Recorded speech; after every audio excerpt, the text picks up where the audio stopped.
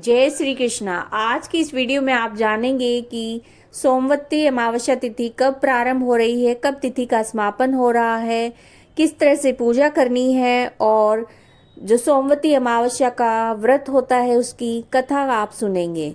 तो सबसे पहले जो सोमवती अमावस्या तिथि है उसका प्रारंभ हो रहा है 30 दिसंबर को सुबह 4:01 पर और तिथि का समापन होगा देर रात्रि 3:56 पर।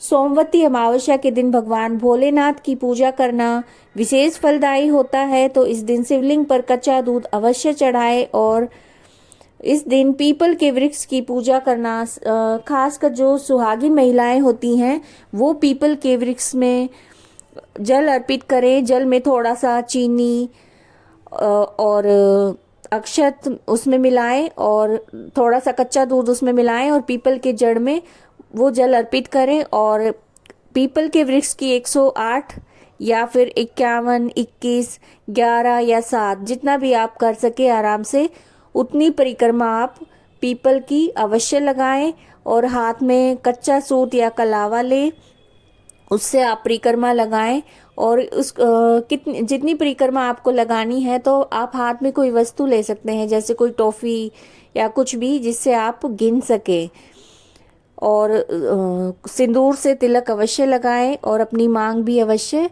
भरें। तो इस दिन पीपल के वृक्ष की पूजा करने से और कच्ची सामग्री मंदिर में दान करने से, जो खाने की जो कच्ची सामग्री है जैसे आटा, चीनी, घी, ये सब चीज़ें मंदिर में दान करने से पितृदोष से मुक्ति मिलती है।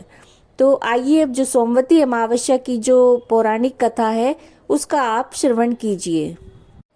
एक बार की बात है, एक गरीब ब्राह्मण का परिवार था और उस परिवार में पति पत्नी थे और उनकी एक पुत्री थी। पुत्री है वो धीरे धीरे समय के साथ बड़ी होने लगी।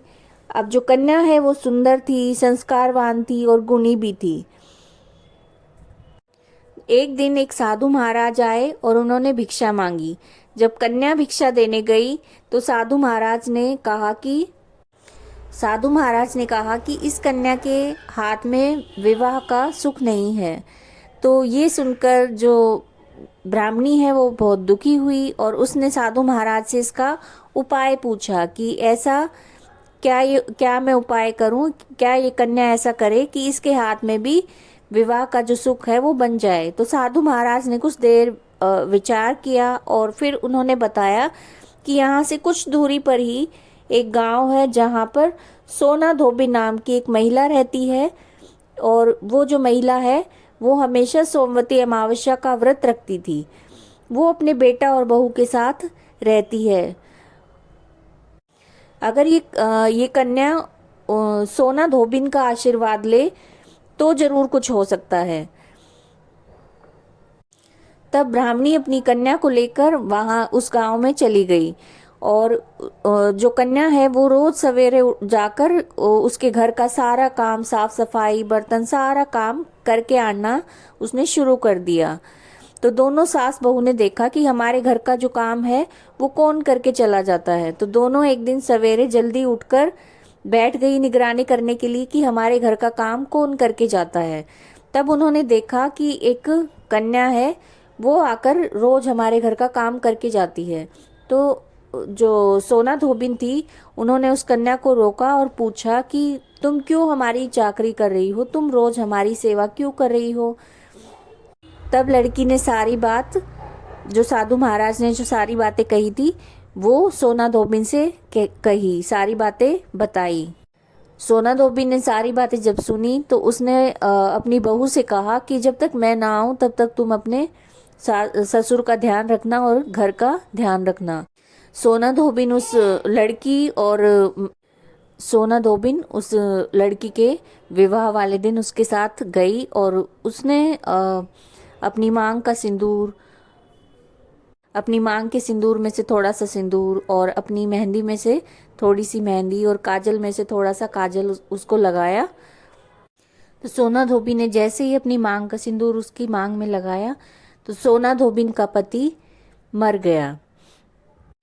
उसे इस बात का पता चल गया था।